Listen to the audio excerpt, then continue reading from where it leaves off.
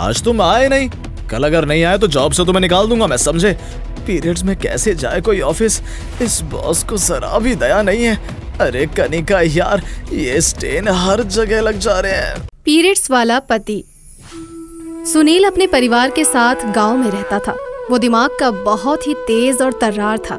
पढ़ाई पूरी करने के बाद पैरवी लगाकर सुनील ने शहर में नौकरी पा ली और अपने परिवार के साथ शहर में रहने लगा। सुनील गांव से शहर तो आ गया था, पर उसकी सोच में कोई बदलाव ना आया। अरे प्रभा, ये क्या यहाँ दीवार के सहारे खड़ी हो? लगता है आते ही बॉस को गुस्सा दिलाने का सोच लिया है तुमने। तुम समझते क्यों नहीं हो सुनील? उफ, ट्राई टू अंडरस्टैंड। जाओ और जरा नेहा को मेरे पास भेज दो प्लीज। जाओ और खुद ही उसे बुला लो। पढ़े लिखे गवार हो तुम, गवार। ये कहकर दीवार के सहारे बड़ी मुश्किल से प्रभा अपने दुपट्टे से खुद को ढके बाथरूम की ओर बढ़ने लग जाती है कि तभी उसका दुपट्टा फिसल जाता है और सभी की नजरों में उसका पीरियड स्टेन आ जाता है। ओह गॉड, प्रभा तुम्हें तो बवासीर है। पूरे ऑफिस में सुनील के अलावा किसी के चेहरे पर कोई एक्सप्रेशन नहीं था। सुनील को हंसता देखकर सब हैरान थे। You're impossible, Sunil. सुनील की सोच से सभी परेशान थे। गांव से वो शहर तो आ गया था, पर उसकी सोच बहुत ही छोटी थी। उसे औरतों के दर्द से ना ही फर्क पड़ता था, ना ही उसके मन में कोई सहानुभूति थी, और वहीं उम्र शादी की हो चली थी। सुनील, ऑफिस की क्या कोई लड़की पसंद है तुझे? अरे तुम भी ना माँ, कोई नहीं है। वही मैं कह रही थी कि होगी भी तो छोड़ने का वक्त आ गया था। एक लड़की है, जब मैं मॉर्निंग वॉक पे जाती हूँ वो मंदिर में पूजा कर रही होती है। ऐसी ही संस्कारी बहू ढूंढ रही थी मैं। अब बस उसके परिवार वालों से बात करके सब नक्की करना है। दोनों परिवारों में बातचीत हो जाती है। पुष्पा की चिकनी चुपड़ी बातों में कनिका के परिवार वाले आ जाते हैं और सुनील की शादी कनिका से हो जाती है और वो बहू बनकर उनके घर आ जाती है। घर की दहलीज पर ही कनिका को रोकती हुई पुष्पा कहती है, देखो बहू, अब तुम अपने घर की नहीं रही, इस घर की हो, तो तुम्हारे लिए वही सब सच होगा जो सुनील कहे और जो मैं कहूँ।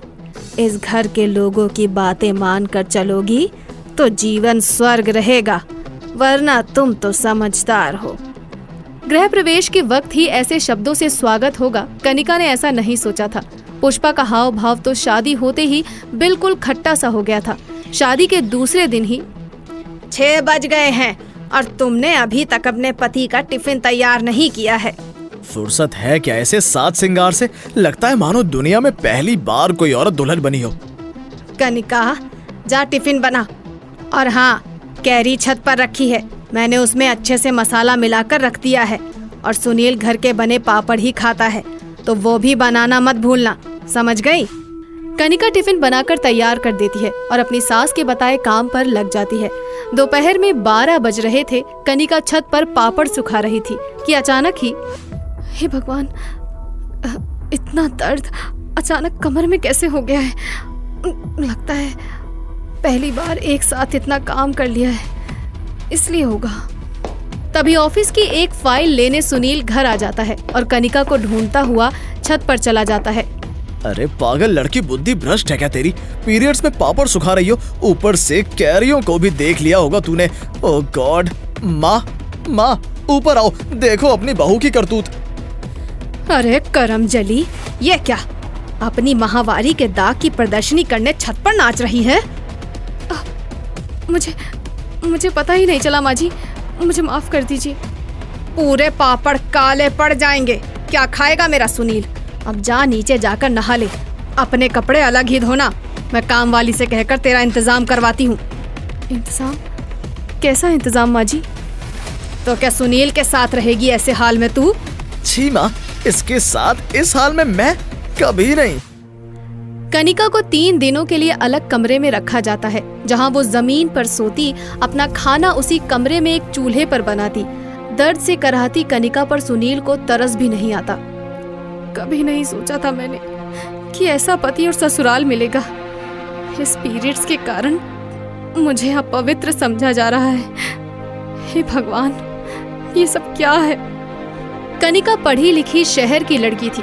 वो सभी तरह के नियमों को इज्जत तो देती थी, पर दकियानूसी बातों में विश्वास नहीं करती थी। पर इतने अत्याचारों को सहकर वो भी टूट गई थी। कुछ दिनों बाद कनिका को पता चलता है कि वो माँ बनने वाली है, पर 3 महीनों में उसकी माहवारी शुरू हो जाती है और उसका गर्भपात हो जाता है। इसके माहवारी ने तो जीवन ही खराब कर दिया है। डॉक्टर ने कहा है ऐसा आगे भी हो सकता है। अरे तो मैं तेरी दूसरी शादी करवा दूंगी बेटा, टेंशन ना ले तू। पुष्पा सुनील के लिए लड़की देखना शुरू कर देती है और 3 महीनों बाद कनिका को पता चलता है कि वो फिर से माँ बनने वाली है। हे प्रभु, अब दोबारा अबॉर्शन में सह नहीं पाऊंगी। कनिका मंदिर भगवान से विनती करने जाती है। वहीं बाहर उसे एक साध्वी मिलती है जो काफी बूढ़ी हो चुकी थी। उसके पैर में चोट आने के कारण वो बहुत कष्टों में थी। हे प्रभु, घबराइए मत माँ जी, मैं अभी दवा लाकर देती हूँ आपको, सब ठीक हो जाएगा।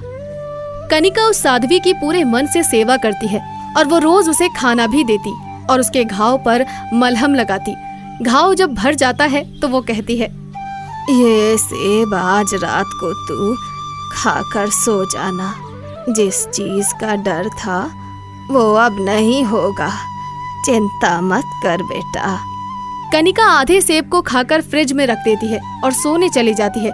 रात को सुनील आधे बचे हुए सेब को खा लेता है और अगली सुबह, माँ मेरा पेट, मेरी कमर। पुष्पा भागकर कमरे में आती है और दर्द से कराहते अपने बेटे को देखकर चौंक जाती है। तभी उसकी नजर बिस्तर की चादर पर लगे खून के दाग पर पड़ती है। अरे ये क्या है? तुझे क्या हुआ बेटा? और तेरे पैंट में भी ये खून लगा है, ये सब क्या हो गया है? डॉक्टर से सुनील कंसल्ट करता है जिससे उसे पता चलता है कि उसे पीरियड्स हुए हैं। मैं मर तो नहीं जाऊंगा डॉक्टर साहब? नहीं सुनील जी, ऐसे दर्द से तो औरतें हर महीने गुजरती हैं। आपको पीरियड्स हुए हैं, थोड़ा अनयूजुअल है, बट भगवान का दिया शरीर खुद में ही एक मिस्ट्री है। दर्द से सुनील का शरीर टूटने लगता है और वो ऑफिस नहीं जा पाता। उसी रात उसे बॉस का कॉल आता है। आज तुम आए नहीं, कल अगर नहीं आए तो जॉब से तुम्हें निकाल दूंगा मैं, समझे? पीरियड्स में कैसे जाए कोई ऑफिस? इस बॉस को जरा भी दया नहीं है। अरे कनिका यार, ये स्टेन हर जगह लग जा रहे हैं। अरे आप आराम कीजिए, मैं हॉट बैग लेकर आती हूँ और पैड भी, फिर दाग नहीं लगेगा। कनिका सुनील की बहुत केयर करती है और उसे सुला देती है। अगली सुबह, अगर कनिका ने हॉट बैग से सिकाई नहीं की होती तो पता नहीं रात कैसे काटता मैं। तभी उसकी नजर बेडशीट पर पड़ती है। ओह गॉड, फिर से बेडशीट पर स्टेन लग गए। लग गया तो लग गया, मैं धो दूंगी। आप तैयार हो जाइए, ऑफिस जाना है आपको। औरतें कैसे झेलती हैं ये सब, इतना चिड़चिड़ापन, मैं क्या करूं? बड़ी मुश्किल से पैरों को फैलाए सुनील ऑफिस में सबके सामने जाता है, जिसे देखकर सबकी हंसी छूट जाती है। कल ऑफिस नहीं आया और आज चाल बदल गई, हाँ? बवासीर हो गया है क्या? सुनील की नजरें झुक जाती हैं। दर्द में कराहता हुआ वो किसी तरह सब कुछ मैनेज कर रहा होता है कि तभी उसे लीकेज हो जाती है, जिसे देख प्रभा भागकर उसे अपने दुपट्टे से कवर कर लेती है। तुम्हारी पैंट पर ब्लड स्टेन है यार, तुम बाथरूम में जाओ। मैं ऐसी लायक हूँ प्रभा, मुझे पीरियड्स हुए हैं, मैंने तुम लोगों का दर्द नहीं समझा, उसी की सजा है ये। प्रभा के साथ साथ ऑफिस की सभी लड़कियां सुनील का काम खुद कर देती हैं और उसे घर भेज देती हैं। ये सब देखकर सुनील का मन भर आता है और वो अपनी माँ से कहता है, मैं बहुत गलत था माँ, बहुत गलत। माँ तूने मुझे अलग कमरे में क्यों नहीं सुलाया? मैं भी तो अछूत हूँ ना, कनिका को भी घिन आती होगी मुझसे। नहीं जी, अब मुझे बच्चा होगा। एक साध्वी जी मिली थी, उन्होंने एक सेब दिया था जिससे मेरा पीरियड्स रुक गया, जबकि मैंने उसे बस आधा ही खाया था। और मेरा शुरू हो गया क्योंकि आधा मैंने खाया था। तभी दरवाजे पर दस्तक होती है। वही साध्वी वहाँ कनिका की तबीयत पूछने आई होती है, जिसे देख सुनील और कनिका उसके पैरों पर गिर जाते हैं और सब लोग सुनील को ठीक करने की विनती करते हैं। ईश्वर भी ना बड़े खेल खेलता है। ये लो, ये आम, इसे तुम खाना सुनील, सब अच्छा हो जाएगा बेटा। सुनील उस आम को खाकर पहले की तरह ही ठीक हो जाता है, पर उसे अब एहसास हो चुका था कि पीरियड्स एक मजाक नहीं है और साथ ही वो औरतों की इज्जत करना भी सीख गया था। दोस्तों, आ गए आप? आ ही गए हो तो चैनल को सब्सक्राइब कर देना और वीडियोस अच्छे लगे तो लाइक और शेयर भी कर देना और बेल आइकन जरूर दबा देना ताकि आपको नई वीडियोस की नोटिफिकेशंस मिलती रहें।